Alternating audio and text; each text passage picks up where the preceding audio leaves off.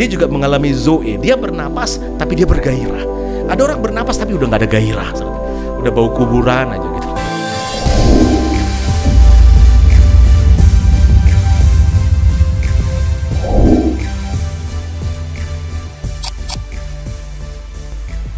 Khotbah sore hari ini saya akan ambil dalam Yohanes pasal 10 ayat yang ke-10. Saudara, kita akan tinjau lagi mengenai kelahiran Yesus, kedatangan Tuhan ke dunia dari sudut pandang yang lain lagi ya.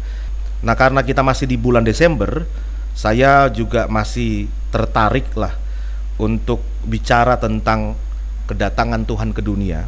Tapi mungkin dalam versi atau dalam dimensi yang berbeda. Coba Yohanes pasal yang ke-10 ayat yang ke-10. Mari kita baca bersama-sama ayat yang ada di atas ini, ada di depan saudara.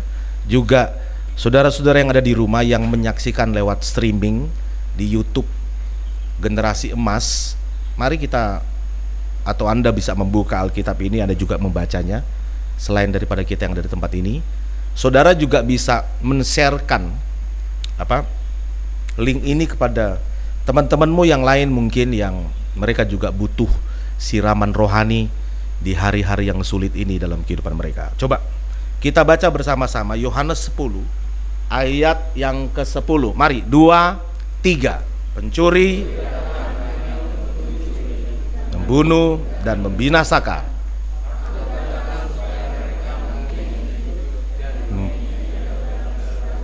Kelimpahan. Nah, ini perkataan Yesus kan. Dia berkata bahwa kedatanganku. Nah, perhatikan kalimat ini. Kedatanganku, aku datang, tujuannya supaya domba-domba. Kalau Anda baca Yohanes pasal 10 ini, konteksnya itu tentang gembala yang baik, tentang domba. Yesus lagi ngajarkan tentang hubungan antara umat dengan kealahan itu adalah seperti gembala dan domba. Dia berkata tentang aku datang. Coba perhatikan, aku datang. Jadi kedatangan Yesus ke dunia adalah memberikan kehidupan. Dan bukan hanya kehidupan, tetapi diberikan kehidupan itu dalam segala kelimpahan, saudara. Nah, ini ayat, saudara, kadang-kadang ditafsirkan secara keliru nih oleh beberapa orang, sehingga kesannya jadi turun gitu, nilainya itu jadi turun, jadi dangkal banget pengertiannya. Nah, coba kita akan telaah bersama-sama sore hari ini, baik Anda yang ada di sini maupun Anda yang ada di rumah. Saya berharap ketika kita belajar bersama-sama tentang makna Natal, Roh Kudus kiranya memberikan kita pencerahan agar bisa menembus kabut teologi yang berat itu gitu ya, sehingga Anda bisa memahami. Ada orang begini, saudara, mereka berkata kalau kita ingin memahami Alkitab maka belajarlah secara akademisi. Oke, nggak apa-apa. Ada toolnya, saudara. Ada buku-buku yang harus dipegang, yang harus benar-benar disepakati. Ada concordance, ada interlinear, ada strong. Alkitab strong, James Strong punya. Itu aja tuh bukunya udah tebal segini, James Strong nih. Zaman kami sekolah Alkitab itu harganya waktu tahun 90-an 750 ribuan, saudara. Segini. Interlinear lebih besar lagi, saudara. Itu 2 buku wajib tuh bagi seorang teolog pemula.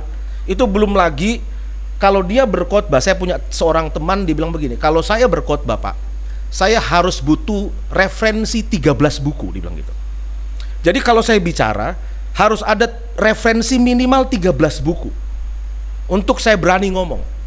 Saya melihatnya dalam sisi begini nih, itu sebagai tanggung jawab seorang hamba Tuhan, agar benar-benar umat Tuhan itu diberi makan makanan yang bukan ecek-ecek, bukan kaleng-kaleng punya, bukan yang ya asal sekedar masak lah seperti itu. Tapi itu bentuk tanggung jawab seorang teolog kepada umat dari sisi akademisi. Tetapi yang saya mau katakan begini, kalau Anda belajar Alkitab, maka wahyu ilahi itu kadang-kadang itu melampaui akademisi. Itu masalahnya, saudara. Dalam kitab Korintus dia berkata, orang Israel sampai pada hari ini ada selubung yang menyelubungi hati mereka, sehingga tiap kali mereka belajar, mereka baca kitab itu, mereka nggak mudeng, mereka nggak mengerti sepenuhnya. Ada selubung, saudara, yang menyelubungi hati mereka. Kurang pinter apa tuh orang Yahudi? Kurang referensi apa mereka, saudara? Kadang-kadang teolog Eropa, teolog Asia itu merasa lebih hebat daripada orang-orang Yahudi dalam berteologi. Loh, mereka gudangnya teologi, saudara. Mereka itu gudangnya buku-buku kuno itu ada di sono semuanya, saudara. Kalau mau belajar tentang Allah, belajar kepada orang Yahudi itu. Mereka punya pengalaman, bukan hanya buku-buku Musa yang asli, yang otentik yang mereka punya. Mereka itu diberkati dengan kecerdasan yang luar biasa di dunia ini, saudara, dengan IQ yang hebat. Kurang apa pembelajaran akademisi sistem mereka, saudara. Tapi itu pun nggak bisa menembus kitab suci, kan? Maka butuh pewahyuan. Saudara berdoa agar Tuhan membukakan sesuatu dalam benak dan pemikiran Anda sore hari ini. Katakan sebelah kiri, sebelah kanan, saya berdoa kamu mengerti banyak hal sore hari ini. Katakan demikian, saudara. Nah, Tuhan bisa bicara kepada Anda nanti, saudara, ya. Mungkin Pak Imam, mungkin Pak Agung dengar khotbah yang sama, tetapi nangkepnya bisa berbeda loh, sesuai dengan kebutuhannya, atau sesuai dengan apa yang Roh Kudus ingin tunjukkan kepada Agung. Bisa berbeda. Khotbahnya sama, bisa berbeda. Nah, makanya kita menyerahkan kepada Tuhan. Saya sebagai hamba Tuhan bertanggung jawab untuk sisi akademisinya. Tetapi di ujungnya saya selalu berdoa begini, Tuhan, singkapkan rahasiamu. Kecerdasan otak, sumber-sumber teologi, ya, buku-buku itu hanya menyingkap sedikit sebenarnya, hanya kulit. Tapi firman Tuhan yang lebih tajam dari pedang bermata dua itu, dia akan menembus masuk sampai ke dalam. Katakan amin. Nah, maka Anda juga perlu berdoa, gitu loh. Bentuk tanggung jawab Anda kepada diri Anda, gitu. Agar ketika Anda dengar firman, kiranya Tuhan berbicara benar-benar dalam hidup saudara. Nah, kalau ini terjadi, keren banget, saudara. Ya, luar biasa banget. Nah, coba kita masuk, ya. Ketika Tuhan ngomong di pasal yang ke-10 ayat yang ke-10, Tuhan lagi bicara tentang domba dan gembala. Anda bisa lihat ayat-ayat sebelumnya, bahwa sebelum aku, Tuhan ngomong begini, ada orang-orang, ada gembala-gembala yang ngajarin, tetapi mereka itu kayak pencuri, kira-kira. Lalu dijelaskan di ayat yang ke-10, pencuri-pencuri itu, jadi ada dua nih, ada aku, ada pencuri. Jadi ada dua nih model pelayanan nih. Aku, dan saya percaya itu mewakili semua pelayanan yang benar-benar, saudara. Lalu ada pencuri. Orang selalu menafsirkan pencuri itu adalah diabolos, iblis. Selalu ditafsirkan di sini nih. Jadi pekerjaan pencuri iblis, padahal kalau Anda belajar kontekstualnya, bukan ke iblis secara oknum, bukan. Tetapi kepada pengajar-pengajar sebelum Kristus, sebelum Yesus datang. Itu kayak pencuri kepada domba-dombanya. Harusnya domba itu diberi makan, tapi dicuri domba itu. Harusnya domba itu dibawa ke padang rumput yang hijau, tetapi disembelih. Sebab kata membunuh itu dalam Strong Concordance itu diartikan kayak disembelih. Jadi domba datang untuk disembelih doang, gitu loh. Diambil bulunya, disembelih, saudara. Tapi aku datang, kata Tuhan, ya kan? Dia menjelaskan bahwa kalimat berikutnya itu menjelaskan tentang kontradiksi dari kalimat yang pertama. Jadi kayak ada dua hal yang berlawanan di situ. Ada pencuri yang isinya membunuh, membinasakan. Kalau Anda datang kepada kelompok ini, Anda nggak dapat kehidupan. Yang ada Anda diambil terus, gitu, dicolong terus, gitu, sesuatu dalam kehidupan Anda. Lalu Anda dibunuh dan ujungnya binasa. Tetapi ada, itu aku, kata Tuhan, itu datang justru memberikan kamu hidup. Nah, coba Anda lihat, saudara. Ini makna Natal yang berikutnya loh. Kedatangan Tuhan ini ke dunia. Ini lebih dalam lagi kita belajar. Bukan hanya sekedar Yesus lahir di palungan, terus ada gembala-gembala yang datang kasih hadiah, atau orang Majus yang kasih hadiah, bukan. Tapi kita masuk lebih dalam lagi dalam kita menghidupi kebenaran itu. Coba Anda lihat. Ada kelompok yang ketika domba-domba ini datang, dia nggak diberi hidup, tapi dia dihabisi justru. Nah, Yesus berkata, makanya aku datang. Kedatangan Tuhan ke dunia itu merubah, merobohkan sistem yang lama itu, sistem agama yang lama itu, dengan sesuatu yang baru, yaitu kehidupan. Katakan kehidupan. Wah, ini mantep banget. Dalam Strong Concordance juga dikatakan begini, kata hidup di situ Itu ada satu kalimat yang diterjemahkan oleh James Strong itu. Dia ngomong begini. Life real and genuine. A life active and vigorous gitu. Yang berarti begini, kata hidup ini ya. Sesuatu yang real, hidup yang real. Dan vigorous itu kayak semangat. Jadi hidup itu saudara. Jadi pernah nggak Anda beragama, Anda datang ke dalam ibadah, Anda pulang itu dengan sesuatu yang hidup. Jadi kata hidup itu bukan hanya zoe. Zoe itu bahasa Yunaninya itu hidup kekal. Aku datang memberikan kamu zoe, hidup yang kekal. Tapi juga ada pengertian yang lain, yaitu datang lalu kita lebih lagi bergairah dalam kehidupan. Pernah nggak Anda beragama, bukannya malah bergairah, tapi kayak makin sulit hidup kita. Makin beragama kok makin nangel gitu loh. Makanya dalam kitab Korintus nanti kita akan baca bahwa hukum yang tertulis dalam agama, dalam tanda petik ya, agama dalam tanda petik ya. Jangan Anda salah tafsir maksud agama dari kata-kata saya itu agama, enggak. Maksudnya dalam satu sistem ibadah Taurat gitu loh. Ibadah perjanjian lama, keagamaan model perjanjian lama. Itu hukum yang tertulis mematikan, tapi roh menghidupkan. Jadi benar gitu loh. Ada orang beragama bukannya makin hidup makin mati dia gitu. Ada orang beragama tapi mengalami kehidupan, lebih bergairah. Nah, Natal itu membuat umat-umat itu ketika datang kepada Tuhan di dalam agama, dia justru lebih bergairah gitu loh. Katakan gairah. Ya. Hidup itu adalah gairah gitu loh. Zoe dan gairah gitu. Ada kan orang begini ya, yang penting gue terima Yesus, gue mati masuk surga, oke. Tapi pertanyaannya begini, lu mau mati kapan? Besok? Nanti? Kalau nanti, habis ini, habis perkara saudara.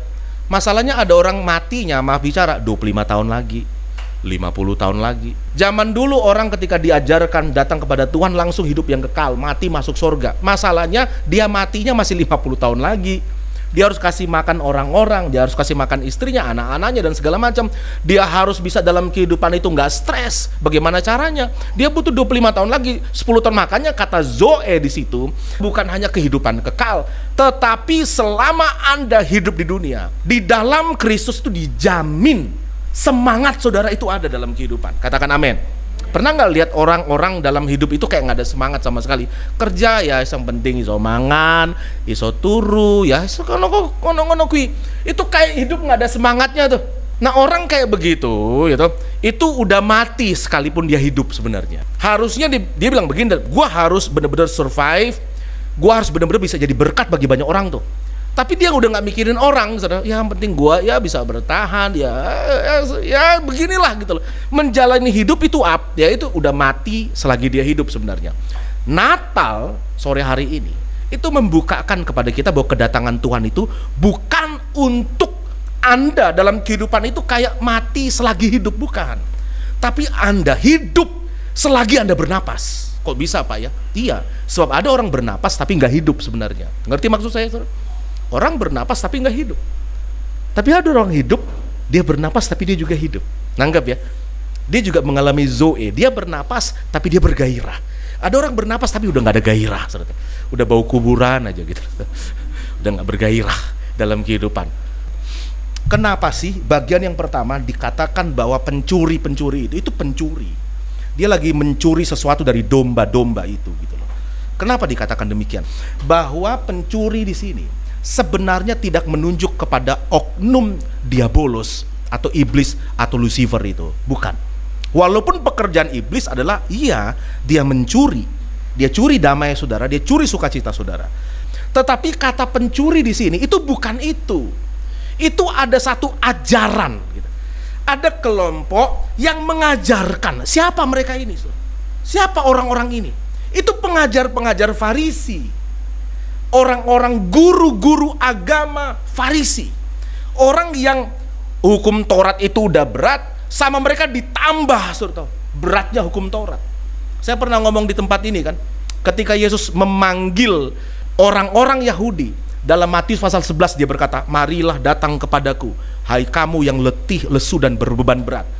Orang berkata, penginjil pakai ayat ini tuh, Mereka memanggil orang-orang yang terlibat masalah fisikal, sakit lah, hutang lah, ayo Tuhan panggil supaya kamu diberkati dan segala macam. Saya bilang salah. Kenapa? Karena konteksnya nggak kayak gitu. Ketika Yesus memanggil, hai kamu yang letih, lesu, dan berbeban berat, itu Yesus lagi ngomong kepada orang Yahudi dalam masalah mereka menjalankan hukum agama. Berat nggak? Berat banget loh saudara. Hukum agama Yahudi itu berat banget, 613 hukum Taurat itu kan, termasuk dalamnya 10 perintah. Lalu ada hukum-hukum yang lain. Sama orang Yahudi itu ditambah gitu. Ditambah, misal kata begini, saya pernah ngomong di tempat ini kan, Ezra Soru tuh seorang teolog reform gitu, muridnya Pak Stephen Tong itu bagus. Dia mengambil dari Matthew Henry kali atau siapa itu seorang teolog. Dia ngomong begini nih. Dia ngomong begini, Anda bisa lihat di kanal YouTube-nya tuh.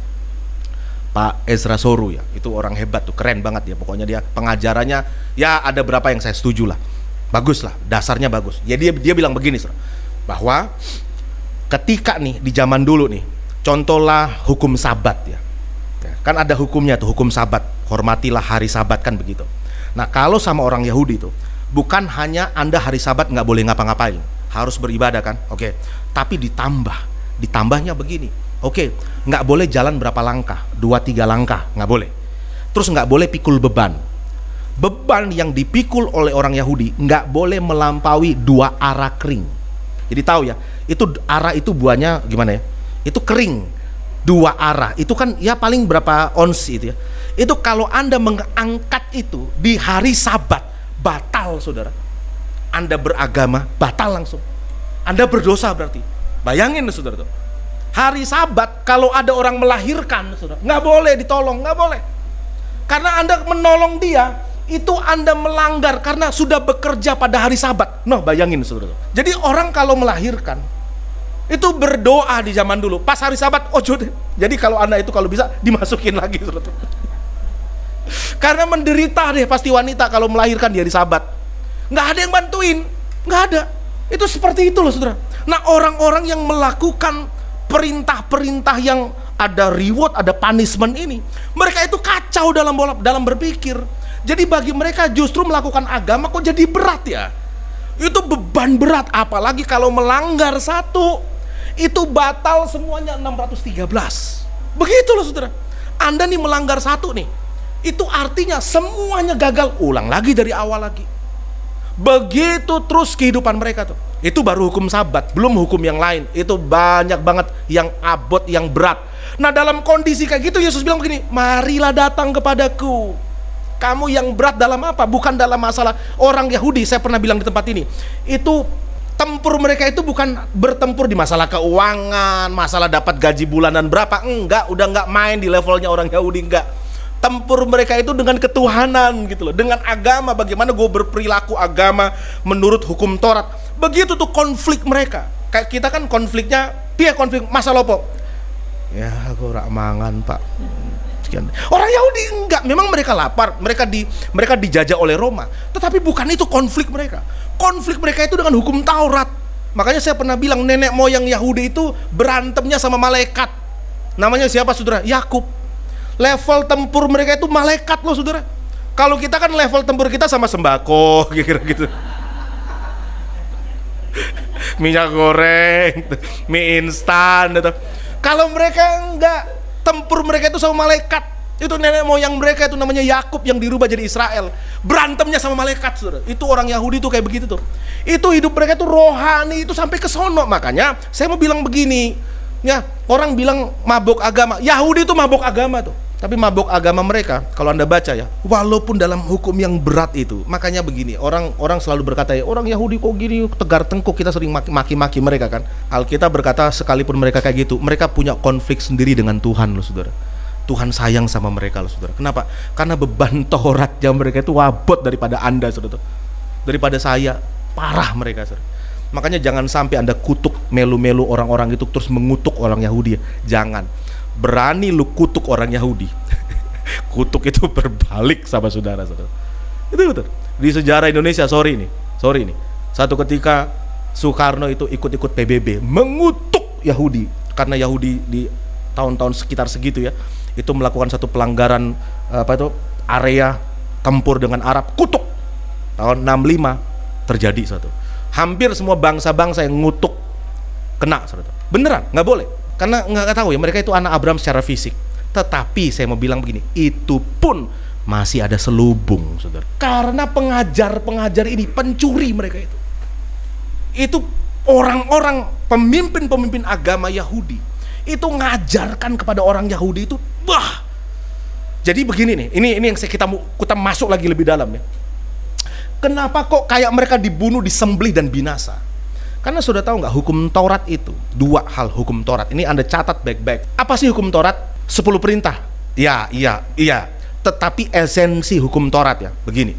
Kalau orang dia berdasar perbuatan baiknya, lalu itu disebut kebenaran, itu hukum Taurat. Anda merasa Anda pantas kepada Tuhan karena Anda berdiri di atas, Anda melakukan firman, lalu Anda berkata, Tuhan, gue udah lakukan, gue pantas kan jadi muridmu. Itu kayak siapa, saudara? Kayak orang kaya gitu, anak muda yang kaya. Tuhan, gue udah lakukan semuanya, kata kita. Wah, kalau Anda datang kepada Tuhan berdasarkan kepantasan saudara, ditekan sama surga. Belum, kata Tuhan. Loh, aku udah lakukan semuanya, udah muda, kaya pula, dia lakukan semua hukum Taurat. Itu betul apa yang dia ngomong. Tuhan bilang belum. Apa? Jual hartamu, bagikan sama orang miskin. Anda, ketika Anda datang kepada Tuhan berdasarkan perbuatan Anda itu, habis Anda, saudara. Tapi itu hukum Taurat. Yang kedua nih, orang Kristen, saya nggak hidup di dalam hukum Taurat, Pak. Iya, tetapi Anda bisa loh berperilaku Taurat. Orang Kristen bisa nggak berperilaku Taurat? Bisa. Anda hidup di kasih karunia, tapi Anda menerapkan prinsip Taurat dalam hidupmu. Kapan? Pertama tadi, ketika Anda berkata, Tuhan, gue pantas diberkati. Karena apa? Karena gue udah melakukan. Itu hukum Taurat, saudara. Satu ya. Yang kedua nih, ketika Anda melakukan hukum itu dengan dua hal, yaitu reward and punishment.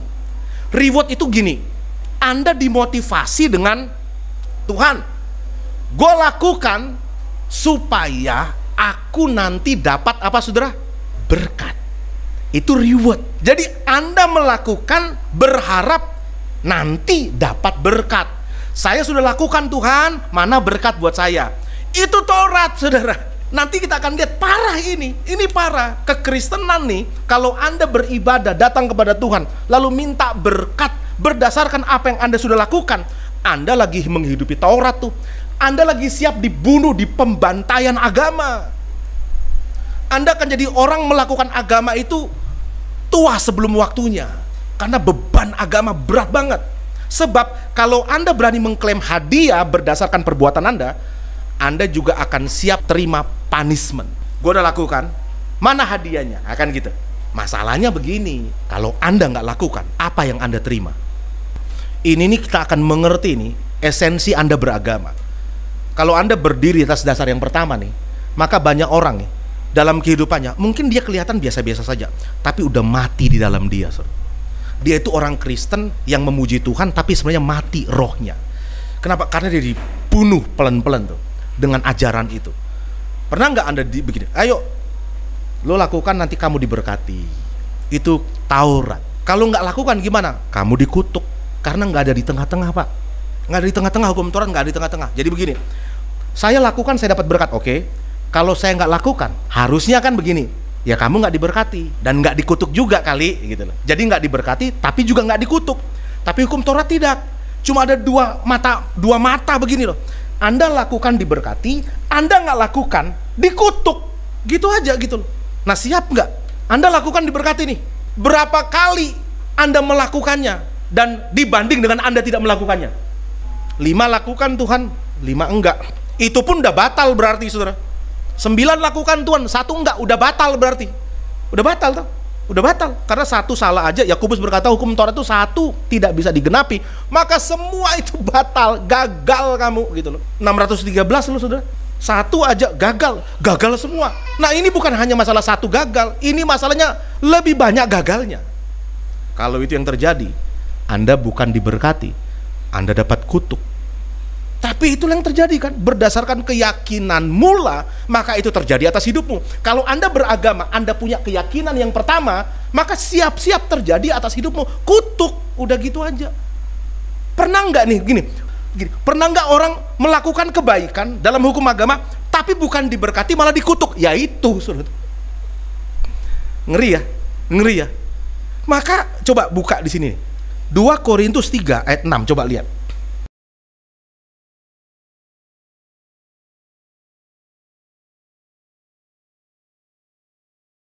Nah, hukum tertulis mematikan.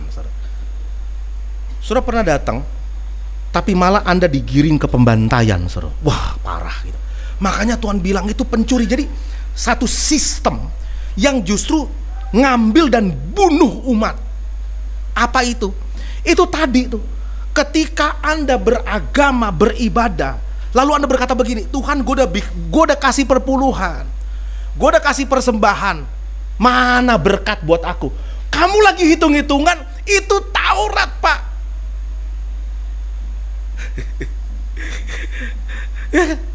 Itu Taurat, Anda lagi menghidupi Taurat. Lalu yang benar gimana? Begini, kalau Anda pengen melakukan, lakukan saja. Nggak usah ada embel-embel dapat sesuatu dari habis melakukan itu. Begitu harusnya mimbar mengajarkan begini nih. Kamu kalau mengasihi, kalau kamu beribadah, beribadah saja. Kalau kamu ingin mempersembahkan sesuatu kepada Tuhan, persembahkan saja. Jangan kita embel-embel begini.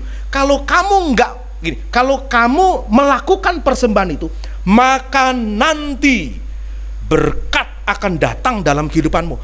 Anda lagi membangun sistem Taurat. Dan itu tuh kalau dipasang terus dalam benak, Pak, itu akhirnya jadi orang Kristen yang begini nih. Oke?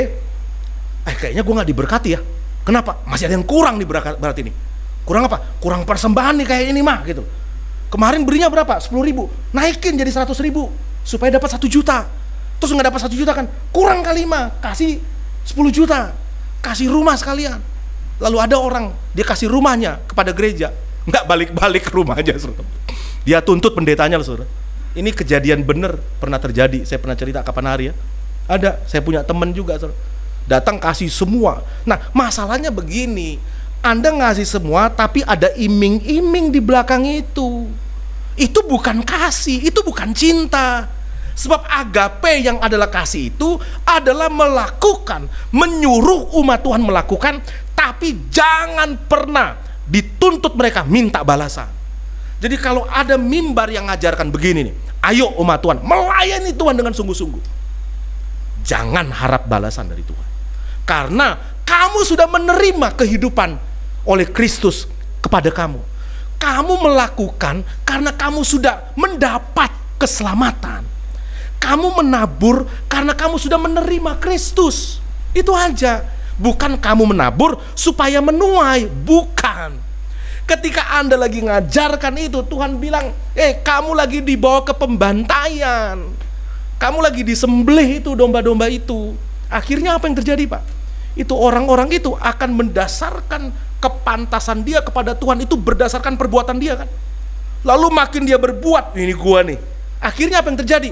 Itu akan ada tingkatan rohani tuh orang-orang Kristen. Gue beda. Makanya kan kayak orang Farisi, tahu ya? Orang Farisi kan datang beribadah nih, berdoa kan, bareng pemungut cukai. Lalu orang Farisi berdoanya gimana? Tuhan. Ini kalau ketawa orang sombong kan begitu tuh. Piye kabarmu? Ketawa orang sombong gitu. Tuhan, gua orang baik. Gua sama kayak anak muda tadi. Ini orang Farisi. Tuhan, ini ilustrasi Tuhan. Aku udah lakukan. Aku nggak kayak dia, pemungut cukai itu kan. Itu orang berdosa itu. Aku pantas. Aku udah lakukan. Aku begini. Pemungut cukai enggak doanya. Nggak berani. Itu orang berdosa. Ketok kalau penyembahan, saudara. Nggak berani lihat ke atas, katakan orang wani, saudara. Masih nunduk aja gitu. Orang berdosa ketok banget dari wajahnya. Nggak berani lihat ke atas. Tuhan, aku nggak pantas. Aku nggak pantas. Aku orang berdosa. Aku. Lalu mereka berdua keluar kan. Lalu Yesus bilang ke murid-muridnya, siapa yang dibenarkan? Yang dibenarkan bukan orang Farisi. yang mengagul-ngagulkan perbuatannya, tapi justru pemungut cukai itu. Dialah yang menerima pembenaran. Nah saudara, begini, kalau ada orang yang melakukan hukum Taurat dengan hebat, dia akan merasa gue lebih rohani, gue lebih baik daripada lu, apalagi aduh hidup lu aja kayak begitu, akan menghakimi saudara. Tapi orang yang hidup dalam kasih karunia beda. Dia berkata begini, Tuhan gue gak pantas. Ini berkat yang dikasih kepada aku itu bukan karena aku udah berjasa, bukan, tapi karena jasa Kristus di kayu salib. Makanya aku terima berkat ini. Ini bukan perbuatanku, tapi perbuatan Kristus. Itulah kasih karunia saudara. Maka dua pemahaman di dalam agama ini, pemahaman Taurat dan pemahaman kasih karunia. Pemahaman Taurat itu, selama Anda merasa Anda sudah melakukan, lalu Anda menuntut imbalan, Anda lagi menghidupi Taurat. Dan Anda dibunuh, dan Anda merasa capek banget dalam beragama. Bener, ada orang beragama kayak gitu kan. Dia capek banget karena pengen kepantasan dari Allah. Karena Tuhan, aku udah berdosa kemarin ya, gue akan puasa 3 hari supaya gue layak. Oke, dia puasa lagi 3 hari. Hari keempat sudah dia puasa, dijatuh lagi dalam dosa kan. Wah kayaknya kurang kencang nih gue 3 hari. 7 hari saudara, tambah lagi 10 hari, begitu seterusnya. Stres loh saudara jadi orang beragama. Pernah nggak ada orang beragama makin tua, makin lama dalam beragama, makin stres dalam beragama? Karena tuntutan demi tuntutan, tuntutan demi tuntutan. Kalau ada mimbar yang ngajarkan itu Alkitab berkata ini pembunuhan. Jadi ada suara mimbar, itu lagi membunuh jemaat. Ngeri saudara. Maka kita berdoa, mimbar yang Anda dengar, suara mimbar yang Anda dengar bukan membunuh Anda, tapi justru menghidupkan kita. Katakan amin saudara. Mendengar firman membuat kita jadi bergairah gitu. Ya. Maka coba buka Yohanes pasal yang pertama nih. Pasal pertama ayat 17. Coba Anda lihat. Ini Tuhan membandingkan. Lagi dibandingkan sama kayak tadi. Ini dia lagi membandingkan. Lihat ya, baca. Saudara semua kita bacakan 2, 3. Sebab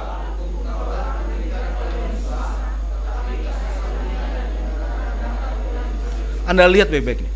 Kebenaran ya, kebenaran itu ada di sisi mana? Ada di sisi Taurat atau ada di sisi kasih karunia? Hah? Di sisi kasih karunia, bukan di sisi Taurat. Kasih karunia dan kebenaran. Sebab kamu dibenarkan hanya oleh karena iman di dalam Kristus, bukan oleh perbuatanmu. Katakan amin. Ada di sisi kasih karunia yang datang di dalam Kristus gitu loh. Jadi kedatangan Kristus itu kedatangan kasih karunia dalam kehidupan kita. Katakan amin. Itulah Natal di satu versi. Jadi kalau Anda memperingati Natal nih, itu Anda sementara memperingati keruntuhan paradigma agamawi dalam benak saudara, dan dibangun kembali sistem kerajaan kasih karunia di dalam benak saudara. Itu Natal saudara. Banyak orang ngikutin Natal malah jadi bertambah itu tumpukan agamawinya kan. Makin tambah, makin berat loh. Bayangin begini, kalau Anda diberkati berdasarkan Anda nabur, berapa kali Anda harus nabur supaya Anda diberkati saudara? Coba. Kalau Anda dibenarkan karena Anda melakukan nih, mau harus berapa banyak perlakuan yang baik yang Anda harus lakukan supaya Anda dapat pembenaran dari Tuhan? Mau sampai kapan? Sampai dunia kiamat? Apa bisa? Pertanyaannya, ya apa bisa? Oh saya bisa 100%. Nggak juga. Nah kalau gagal 0,1 aja gagal semua. Ulang lagi dari awal.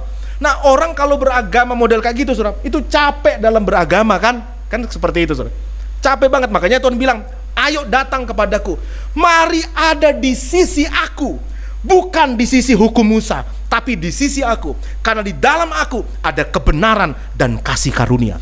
Kalau hukum Taurat kayak gitu, kasih karunia kayak gimana Pak? Kasih karunia kayak begini nih, saudara melakukan. Loh, apa harus melakukan? Ya, jangan salah mengerti. Itu ada kesadaran dalam diri saudara untuk Anda baik sama orang, untuk Anda mengampuni orang, untuk Anda melakukan firman, untuk itu. Tapi motivasinya berbeda. Kalau zaman dulu motivasinya Anda melakukan supaya diberkati. Kalau Anda nggak lakukan, Anda takut dikutuk. Jadi kan kayak diancam toh. Kayak orang begini toh. Pernah nggak Anda beragama itu kayak tangan kanan cambuk, pendetanya bawa cambuk di tangan kanan, lalu di sini dikasih kado. Pernah nggak gitu? Itu kayak ngajarkan Blackie, ya. Makanya kalau orang hidup di bawah sistem hukum Taurat itu merendahkan derajat manusia. Karena kita ngajarin orang berbuat baik itu kayak ngajarkan kepada binatang. Karena punishment and reward itu cuma pantas diajarkan kepada binatang. Sini, lagi sini. Sini. Dia baik, kita kasih makanan. Wah, anjing baik, good boy. Dia salah dikasih cambuk, cepret gitu loh. Ada jemaat yang baik, good boy, dikasih berkat. Wah, kamu diberkati oleh Tuhan karena kamu baik. Salah sitik diancam, Tuhan marah loh. Kamu sudah Tuhan marah, pantas kamu dihukum Tuhan. Ada orang sakit gigi Pak, datang ke pendetanya. Wah, kamu berdosa ini pasti. Orang udah bangkrut, wah kamu berdosa. Jadi dia merasa hukuman gitu loh. Hukuman Tuhan karena dia jahat.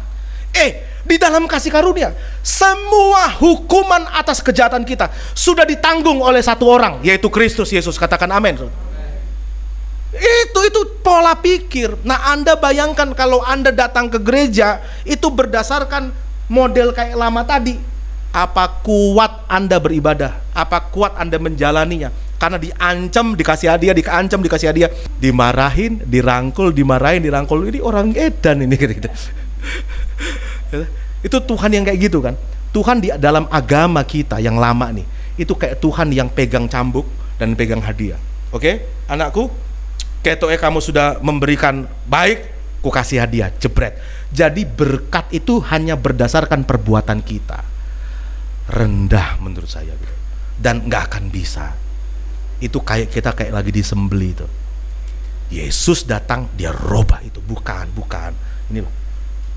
Kasih karunia dan kebenaran datang oleh Kristus.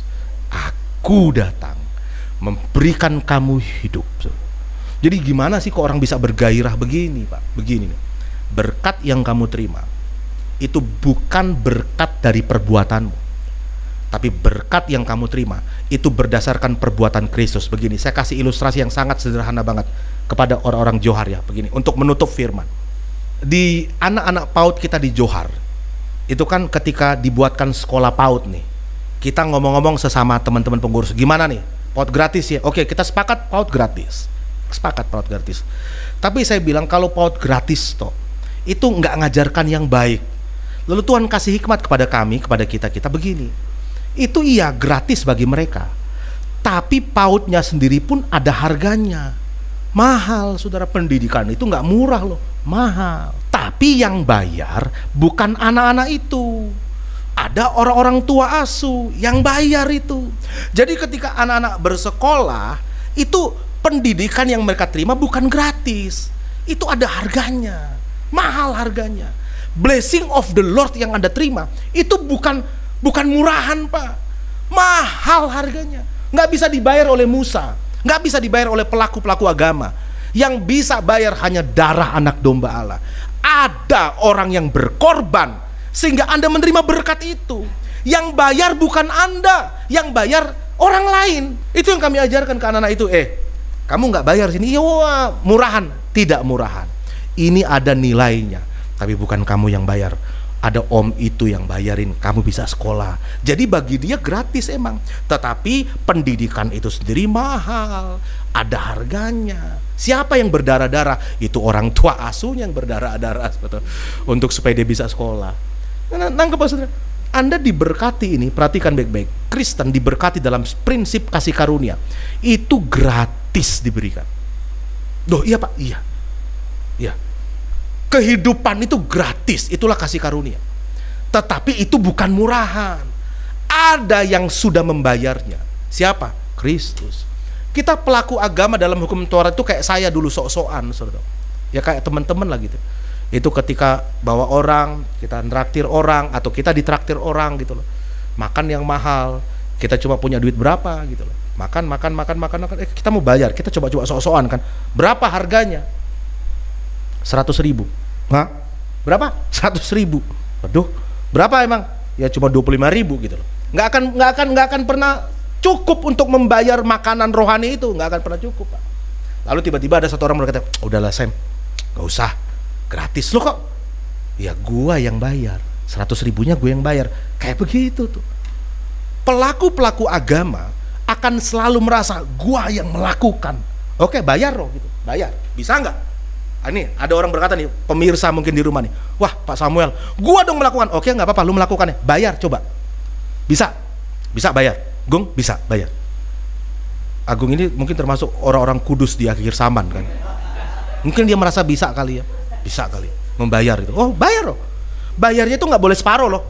Kurang satu rupiah saja, gagal semua. Harus pas. Dan celakanya nggak ada orang bisa melakukan hukum itu dengan sempurna. Nggak ada. Pasti ada kurangnya, pasti. Kalau itu yang terjadi, stres dalam agama Anda. Maka begini nih, ketika Anda beribadah pada Tuhan, ini, Anda bersyukur, Anda memberikan persembahan, Anda melayani, lakukanlah itu karena cinta, bukan karena ingin mendapat sesuatu. Bener, Amel bagus banget. Ayo tepuk tangan dong untuk Tuhan. Ya. Kenapa saudara? Coba lagunya dia. Dengan apa kan ku balas segala kebaikan, segala kebaikanmu. Oh, katakan, segenap hatiku Yesus, ku bersyukur padamu. Oh, apakan ku balas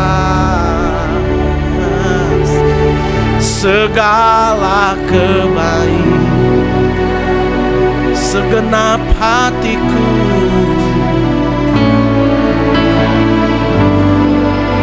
menyembahmu Yesus, ku bersyukur padamu. Katakan selamanya. Nah, oke, saya tutup di satu poin yang terakhir. Oke, sudah terimakan kehidupan.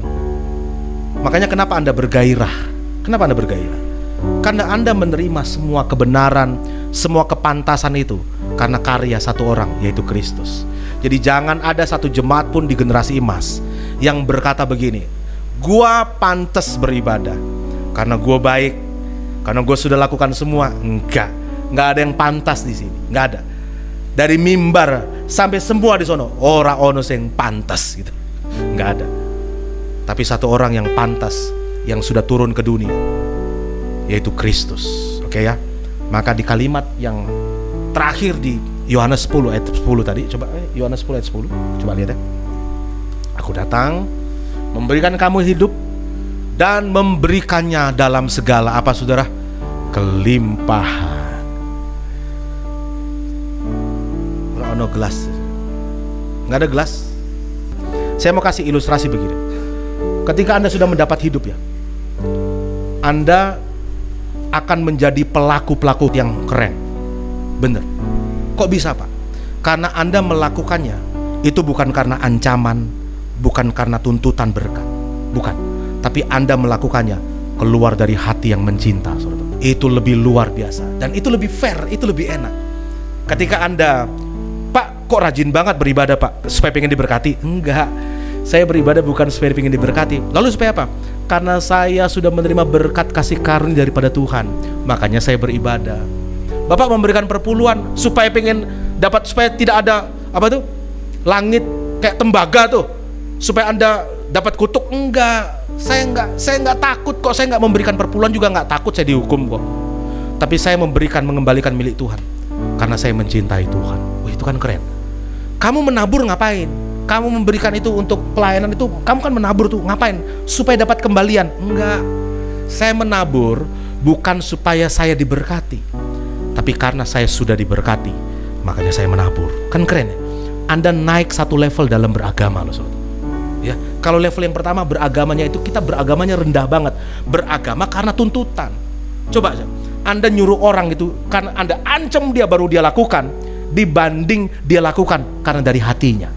Coba, Anda punya anak, Anda harus pagi-pagi sekolah nggak lu ya, kayak mami saya zaman dulu tuh, pakai sapu lidi lo saudara. Yang ketawa berarti pernah mengalami kan, pakai sapu lidi kan, tetas gitu. Jadi kita sekolah, tapi sekolahnya kan karena takut, bener nggak saudara? Ya bagus juga sebenarnya, tapi belum level yang sebenarnya. Bisa nggak Anda sekolah karena kesadaran Anda benar-benar belajar untuk menuntut ilmu? Itu beda kan? Beda loh saudara.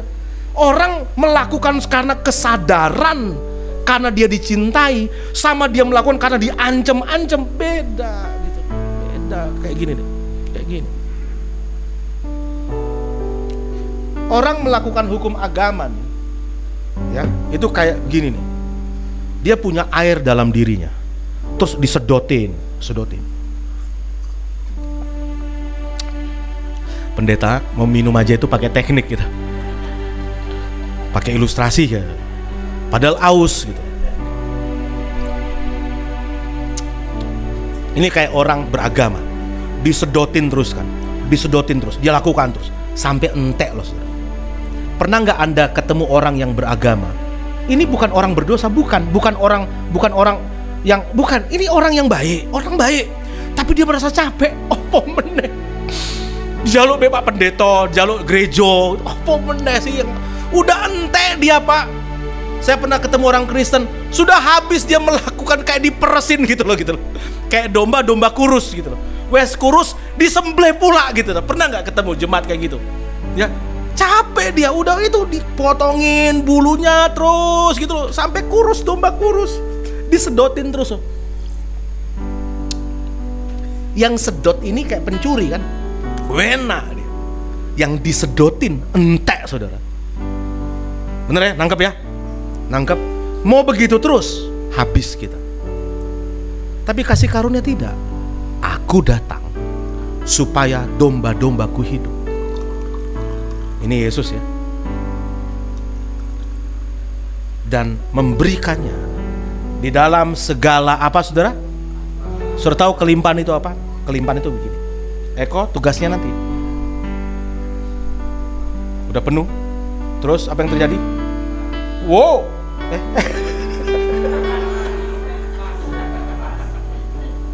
ini bukan kasih karunia nih.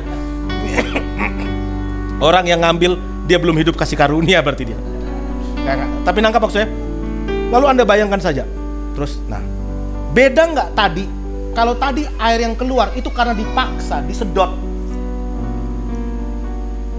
disedotin terus. Tapi yang kedua, bukan karena disedotin, tapi karena apa saudara? Karena dia udah penuh Pak. Dia udah penuh dalam dirinya, maka dia keluar dengan sendirinya. Katakan amin. Beragama itu harus kayak begitu. Bukan disedotin terus, mesake Pak gitu. Jadi gimana dong? Kenalkan dia kepada kasih karunia. Bawa dia kepada Kristus. Dan izinkan kasih Kristus memenuhi dia. Lalu membual itu. Itu tanpa disuruh-suruh. Dia akan lakukan perintah-perintah Kristus dengan hati yang gembira. Katakan amin. Anda beribadah di sini, ada nggak yang dibawa ancaman? Kalau nggak beribadah, nggak diberkati. Saudara, Anda kayak lagi disedotkan itu. Tapi Anda beribadah di tempat ini bukan karena ancaman, tapi karena hati Anda melimpah. Saya kalau bareng Ruth ini ya, Anda lihat Ruth ya. Ruth ini itu penuh dengan cinta. Ini karena dia udah menerima banyak cinta dari kakak-kakaknya di sini kan. Ya kan, dia berlimpah cinta loh. Itu kalau ketemu orang-orang, itu orang-orang yang dideketin sama dia, lebih gede, lebih kecil, dideketin sama Ruth loh saudara. Dideketin. Pokoknya dia ngemong saudara. Dan saya kasihan lihat ada anak-anak, saya berdoa anak-anak generasi emas itu anak-anak yang penuh dengan cinta ya. Jangan ada anak-anak yang karena sering dimarahin, sering dimaki-maki, itu jadi hilang saudara. Jadi kalau kemana-mana sendirian gitu. Pernah nggak lihat kayak gitu? Itu anak kepahitan itu kayak gitu tuh. Ya. Tapi anak-anak yang bahagia kan enggak. Anak-anak yang bahagia itu seolah-olah itu nggak ada yang jahat dalam dunia. Jadi dia itu kayak pembawa cinta. Coba Anda lihat. Kemana-mana anak-anak yang ini, itu kemana-mana dia kok datang. Dia itu kayak membawa kabar cinta. Karena apa? Dia dipenuhi dengan cinta.